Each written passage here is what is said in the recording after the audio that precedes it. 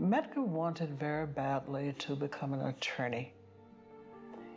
He felt that was an honorable position to hold. He could do more for his people in that way. And he applied for admission. The first known, but the first African-American to apply for admission to Ole Miss. And most people don't know that. They think James Meredith was. James Meredith was the first to enter. Medgar helped him to get in, but Medgar was the first to file for admission. Medgar made a decision to ask the NAACP to pursue a lawsuit on his behalf to get in. We knew that would take some time. The NAACP had heard about him, knew about his speeches, his involvement with the chapters in the Delta, and that in a sense he was fearless.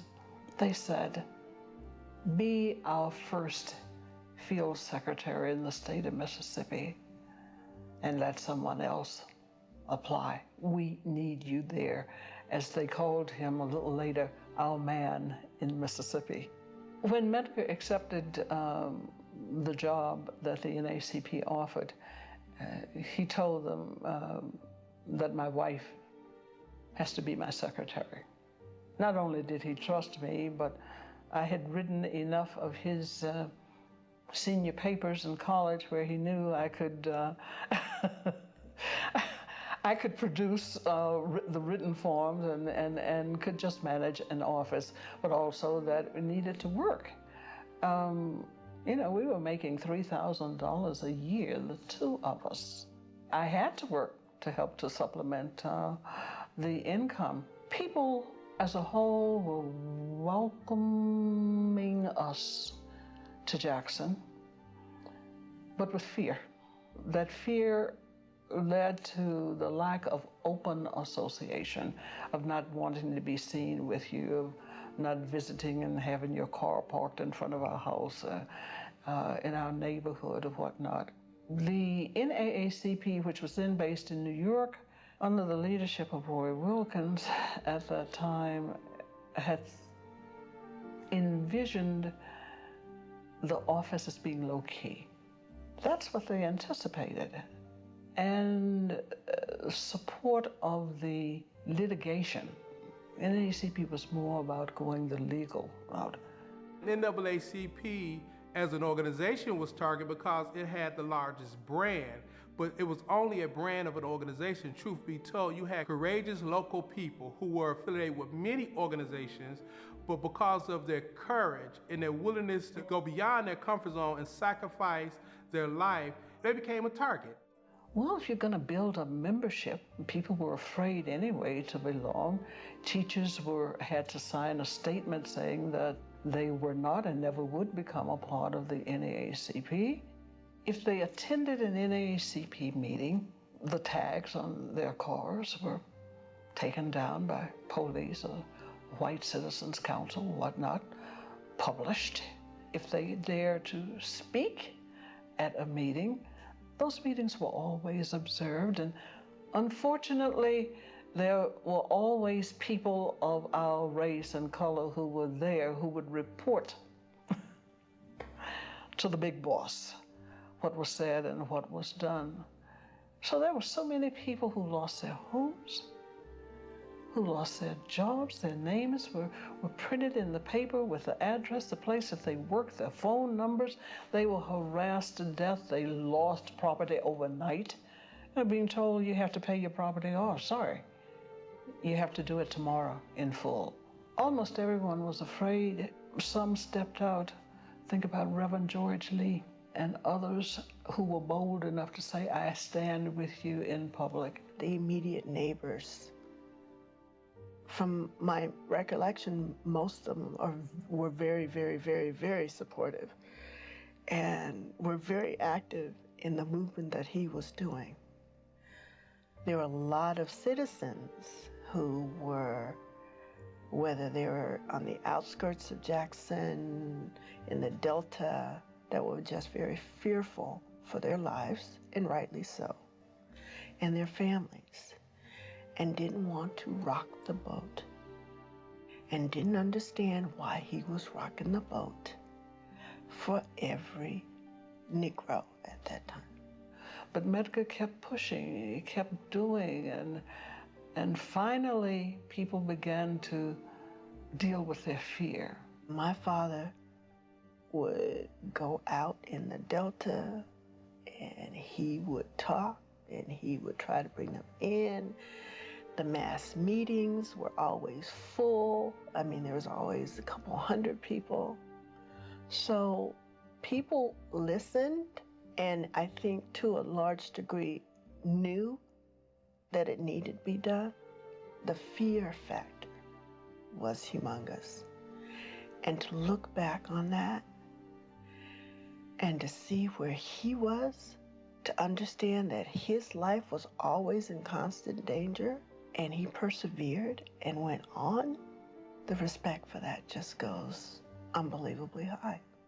Mind you, the NAACP during this time did not approve of direct action. Medgar Evers broke the mold because he seen that the victories of the NAACP in the courts were ones that were tremendous, but if blacks at that time did not challenge the legal status quo, then those victories would be a hollow victory. He was one of the masterminds in investigating the Emmett Till case to ensure that there was public knowledge of what had happened in Tallahatchie County around Emmett Till case. He actively worked with students at Tougaloo College and at Jackson State to organize them to go and do some of the student demonstration sit-ins. He was strategic around enlisting individuals across the state to go and register to vote to challenge the laws which prevented blacks from voting.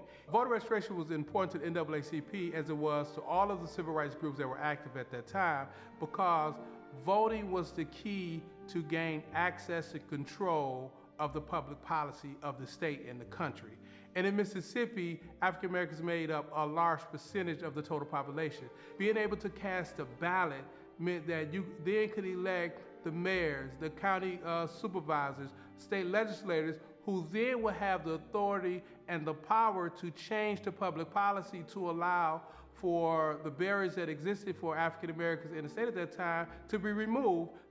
It was because of his ability to pull together communities across this state so that they could stand up and strategize around issues that affect many people, black or white. He was strategic.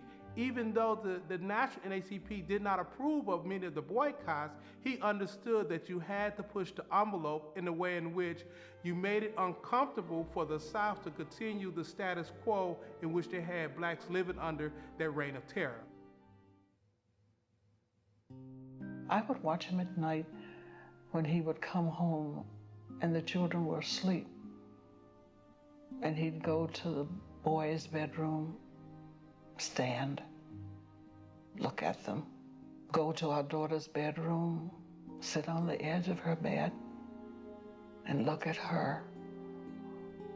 And I realized that this man really does know that his time is limited, that he will not come out of this and live to see his children become adults. It ripped me apart, but it was nothing I could do but support him in every way that I possibly could. He called me this Sunday. We'd always talk about it once a month. And we were talking, and he sounds so different then. And so he sounded like, he said, Charlie, he called me Charlie, I call him Lope. He said, Charlie, you be careful, son. You watch them damn Dagos up there. They talk to the mob. He said, cause they dangerous. I said, Lope, you watch the damn cluckers. I said, I can take care of these damn mobsters up there. I got my own mob, so you take care of it. You don't believe in that. You line there talking about having no, and don't be afraid. I said, that's what I told her. I said, I'm cracked the key, you dead. He said, well, I can take care of it. I can handle it. Just like I said, you be careful. He said, okay. So before he got released, Charlie said, just remember now, be careful. I said, you be careful, bro. And that's the last thing we said that Sunday night. Medgar was so very tired and so very aware of what would soon happen, because he'd had a very close friend who was a very close friend of a little bit of underground activity. And he had warned Medgar that an assassin would be around soon. I didn't find out about that until after Medgar's death. And I think the fact that he was so tired and that I had asked him the night before, what else can I do? What else can I do to make it easier for you? He said, you're doing it now. He had said to me, you must keep this promise. Promise me you will take care of our children. And I said, of course I'll take care of our children. They're my children too. He said, hear me. Take care of my children. He only had hours to live when he told me that. And I told him, if anything happens to you, I will see to it that the person or persons responsible will pay. The morning of June the 11th, Medgar was extremely tired, very weary. And as he was leaving for work, he did something that was a little uncharacteristic of him. Of course, he embraced us all, but he said, I love all of you so much. I was like, we love you too, Daddy. I love you, love you. He went out to the car and he came back in the house. And I said, did you forget something?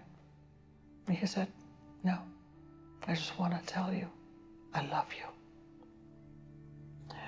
And that struck me as kind of odd. And I said, no, he's kind of down today. He called back 2 or 3 times that day and said, I love you. That totally out of character, totally out of character. He said on one of those calls, be sure that you let the children stay up tonight and watch the president make his speech. I'll see you then. I love you. And if I wanted to be facetious, I could say, all of the cajoling that I did over the years to get him to say, I love you, he did it that day. I mean, every time he called, and I knew he didn't have time to call that much, but he sensed something, but he also knew something. The night that he was killed, we were at a mass meeting. We went to the mass meeting.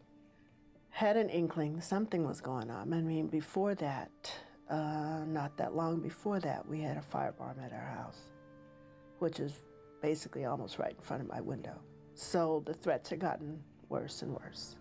Phone calls, always phone calls, threatening phone calls. My mother refused to let us pick up the phone, even because it got so bad.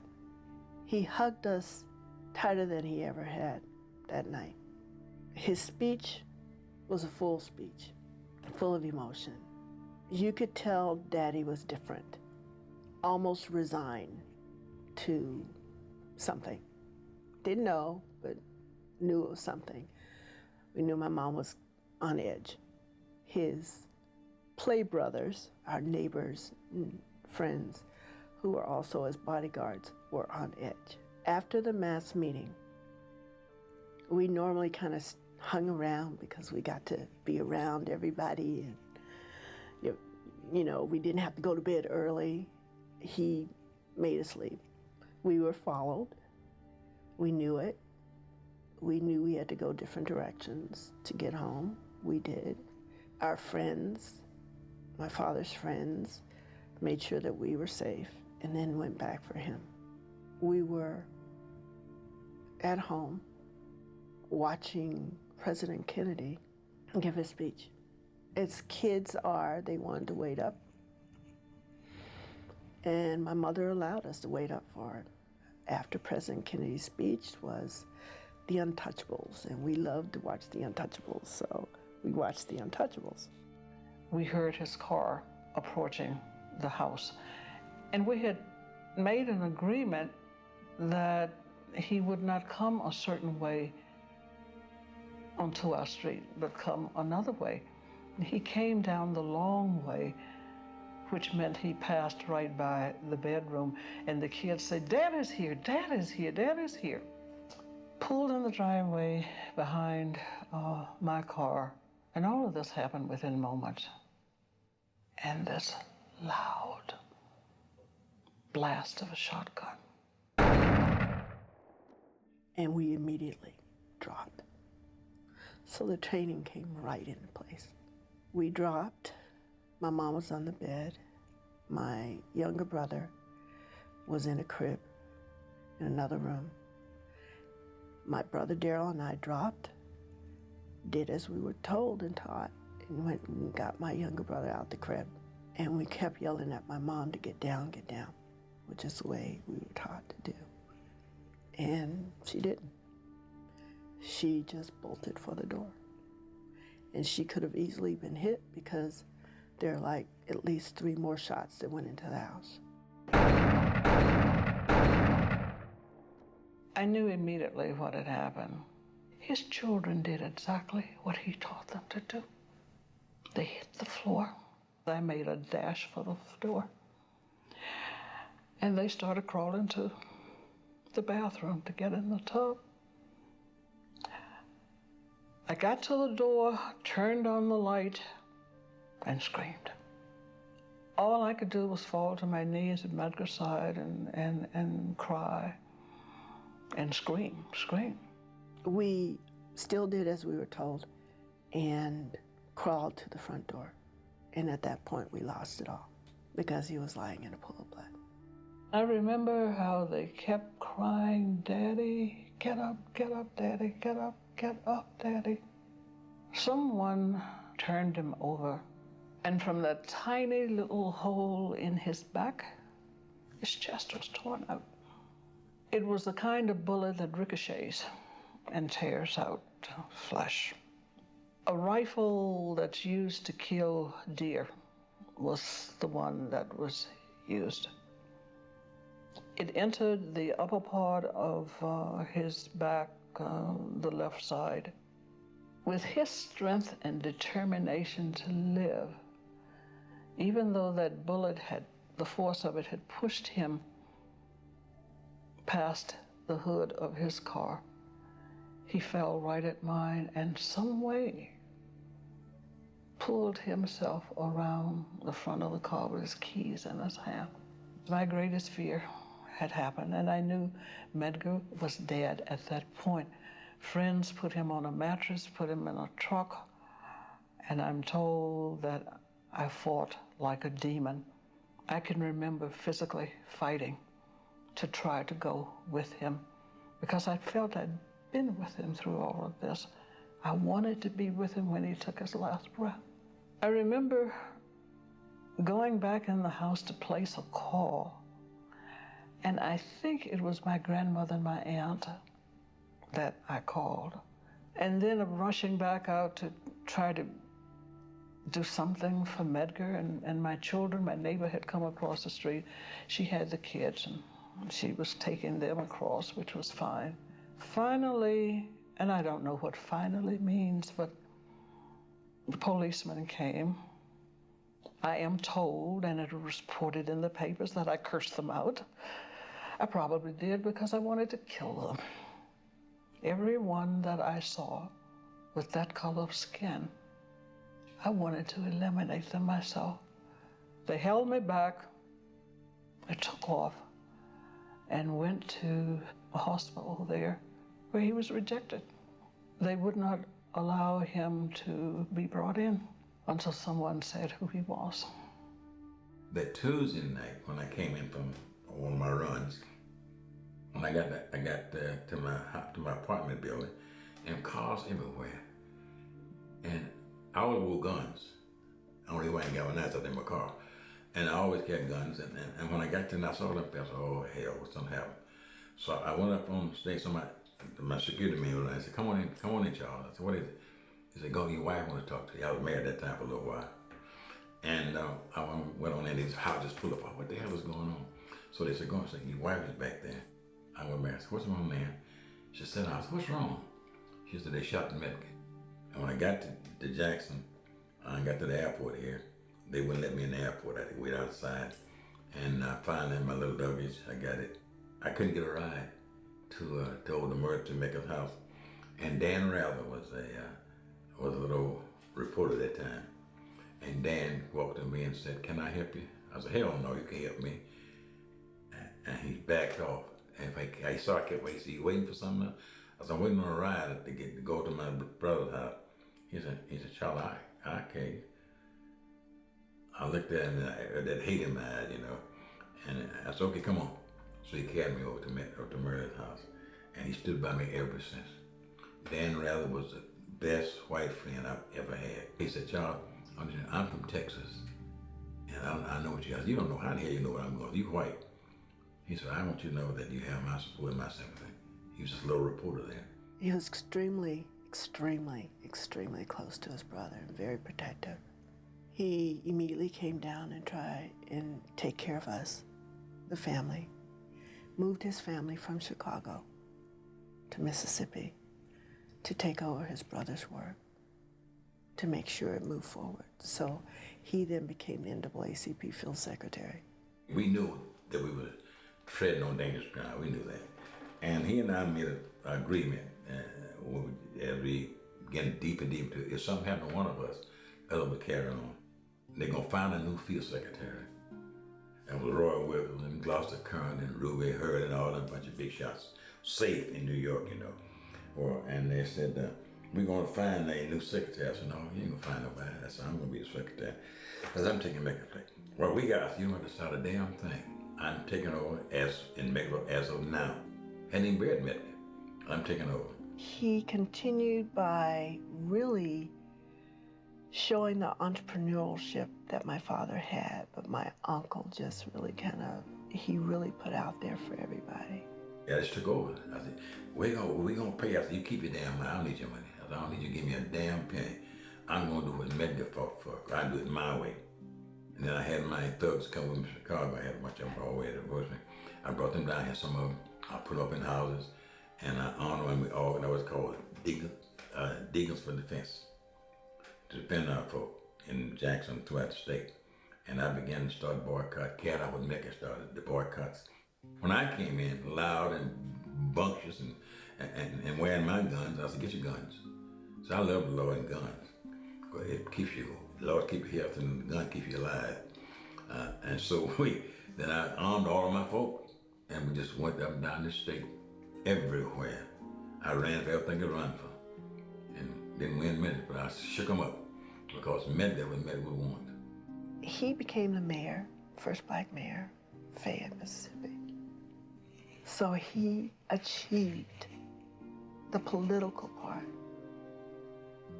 of where my father wanted us to go. He achieved people really getting up and moving.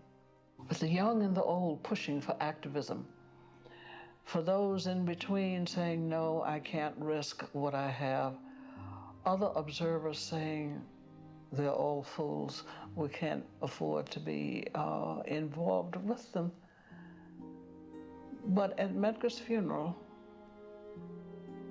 in Jackson, that was the first one. There were two, the other one was at Arlington.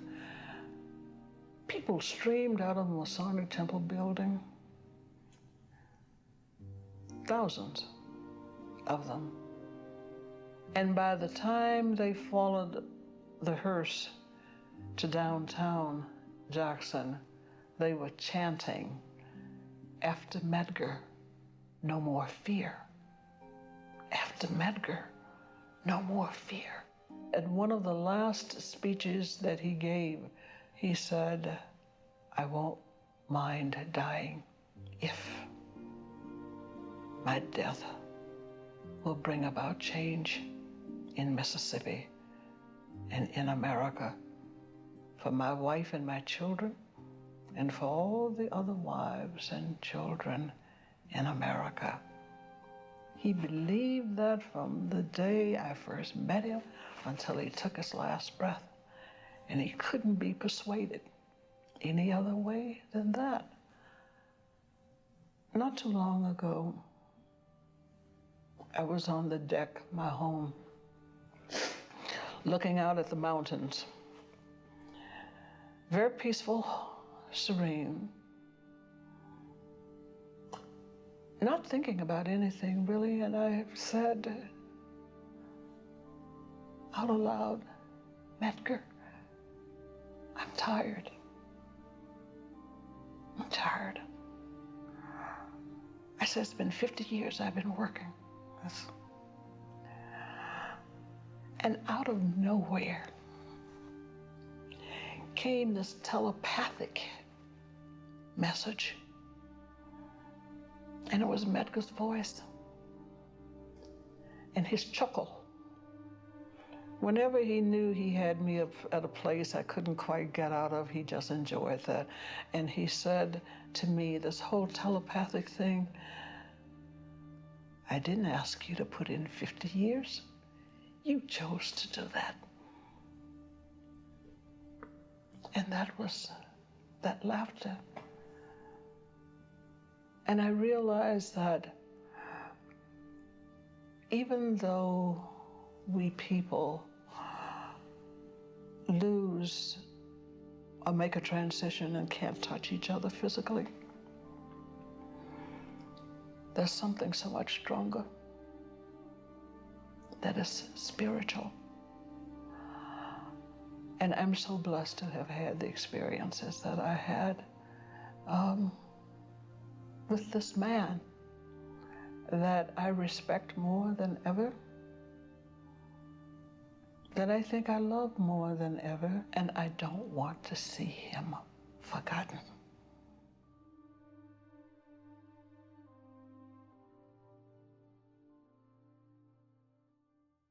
Medgar Evers is an icon for so many of us, not only Tougaloo College, but those in Mississippi and around the nation who watched this man of courage, who watched this man sacrifice his life to make a difference. Medgar is a man to be respected, a man to be reveled, a man to still be celebrated for what his life meant and what his good works did to change all of the social, political, and economic fabrics of the state and how it impacted the nation.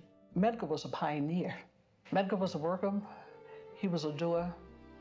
He was a visionary, an activist, dedicated citizen.